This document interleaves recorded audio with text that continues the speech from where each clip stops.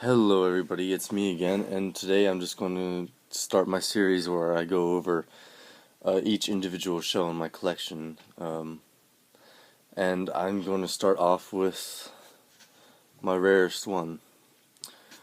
This is a 37 by 57 millimeter rimmed cartridge, and for those of you that don't know, this here is the rim, which makes it a rim cartridge, and this one actually has a slight neck to it.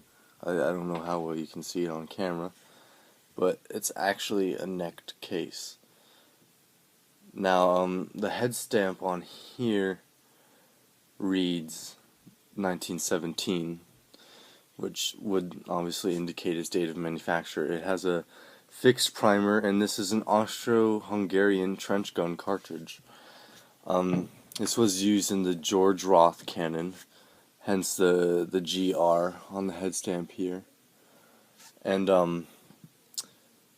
it was used primarily to take out machine gun positions that would have been too well concealed for indirect fire artillery. So this was a copy of a French 37mm gun, trench gun they had, and I have never seen one of these shells until I got one by accident. I was at a shop in Gettysburg, and I actually had my eyes on a 105mm American howitzer shell there, but I didn't have enough money for it, and also, he didn't give me a definite price, but the price he did give me I could not afford.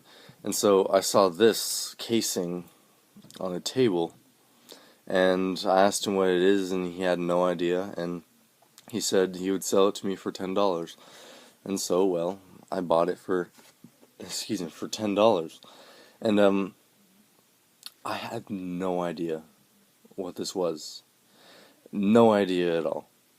So I actually thought this was a cut down shell, or at least or something, a blank even. Me and my dad were in the car, and we were trying to figure out what it was, and we had come down to the conclusion that it was either a blank or it had been cut down. Now the camera seems to make everything bigger, but here, to look at my hand, okay, this is actually very small. Here's a 30-06 for comparison, and especially for this the age, it's a very small gun. Here's a 50 cal in comparison. So it is indeed a small cartridge, so don't get this impression that this is a big thick round when I hold it close to the camera, but as you can see, it really isn't.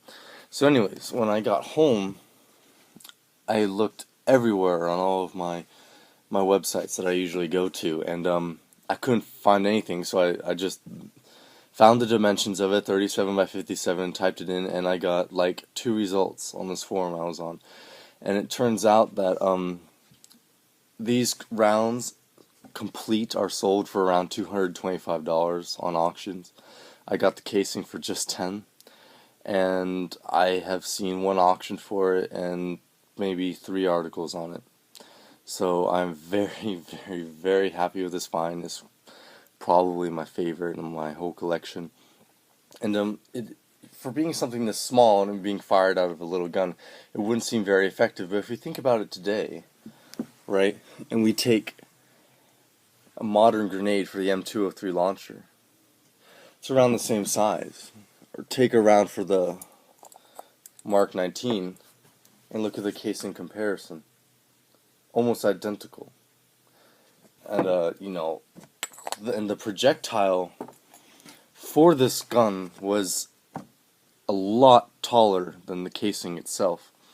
And apparently it was airburst. It had a black powder charge, and when it landed on its nose, the first charge would go off and throw the body of the projectile into the air, and that would airburst to maximize the effectiveness of an already small bore weapon.